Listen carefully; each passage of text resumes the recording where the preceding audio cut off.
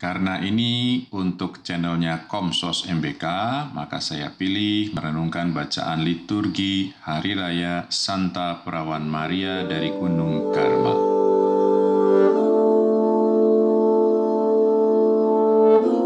Saudari-saudara yang disayangi Tuhan, Anda yang memerhatikan barangkali aware kalau bacaan Injil hari ini sama dengan yang dibacakan pada peringatan Santa Maria Bunda Gereja, sehari setelah Pentakosta. Pada hari peringatan itu, kita diajak untuk merenungkan dan menyadari kembali relasi yang erat antara kita, anggota gereja, dengan Maria. Relasinya adalah antara Maria sebagai ibu dan gereja, yaitu kita sebagai anak. Relasi itu bisa kita lihat dari berbagai sudut pandang.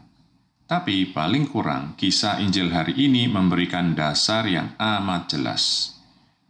Di saat-saat terakhir hidupnya, sambil terpaku tergantung di kayu salib, Yesus menyerahkan Yohanes yang mewakili gereja, kita semua, kepada Maria sambil berkata, "Ibu, inilah anakmu." Segera setelahnya, Yesus menyerahkan juga Maria kepada Yohanes sambil berkata, "Inilah ibumu." Yesus sendiri menetapkan kita sebagai anak Maria dan Maria sebagai ibu kita yang perlu dihormati. Saudari-saudara yang terberkati, kalau antara Maria dan kita, anggota gereja, terjalin relasi yang demikian erat, akan saya katakan betapa lebih lagi eratnya relasi antara Maria dengan para Karmelit, anggota Ordo Karmel. Namanya saja sudah menunjukkan relasi yang erat itu. Ordo Saudara-saudara Santa Perawan Maria dari Gunung Karmel. Orang senang menyingkatnya menjadi Ordo Karmel. Para Karmelit tidak hanya menghormati Maria sebagai ibu, tapi juga mengasihinya sebagai saudari dan teladan dalam mengikuti Yesus. Maria tentu saja diminta menjadi pelindung bagi mereka, bagi hidup dan karya pelayanan mereka. Titik paling awal kiranya adalah persembahan kapel yang dibangun para pertapa Karmel awali di Gunung Karmel ke bawah perlindungan Bunda Maria.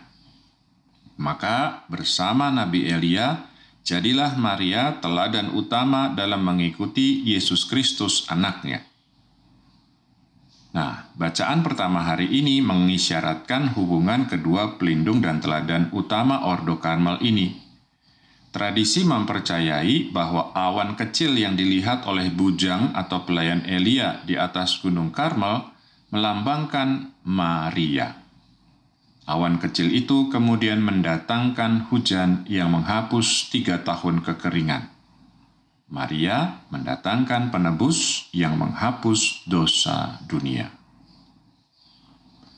Saudari-saudara sahabat Yesus, dalam perkembangannya, kedekatan Ordo Karmel dengan Maria bisa dikatakan semakin intens. Hal itu nampak dalam suatu peristiwa terkait skapulir Karmel atau skapulir coklat. Tradisi mencatat bahwa pada tahun 1251, Bunda Maria menampakkan diri kepada Santo Simon Stok dan menyerahkan skapulir kepadanya. Skapulir itu dimaksudkan sebagai tanda perlindungan Bunda Maria atas para Karmelit. Dari sisi para Karmelit, pemakaian skapulir menjadi tanda penghormatan dan komitmen untuk hidup meneladan Maria. Sampai sekarang, skapulir coklat merupakan bagian dari busana kebiaraan para Karmelit. Saudari-saudara kekasih Allah, jadi kita mau belajar apa? Kedekatan kita dengan Bunda Maria kiranya tidak diukur semata dari hal-hal fisik seperti nama atau busana yang kita kenakan. Kedekatan sesungguhnya dengan Bunda Maria hendaknya bergerak dari kedekatan hati kita dengan hatinya. Hal itu hanya bisa dibuktikan lewat komitmen kita untuk hidup seturut teladannya. Rendah hati, penuh iman, dan terbuka pada kehendak Allah. Kita pasti pernah dengar orang ngomong gini, "Ih, dia mirip banget ya sama mamanya."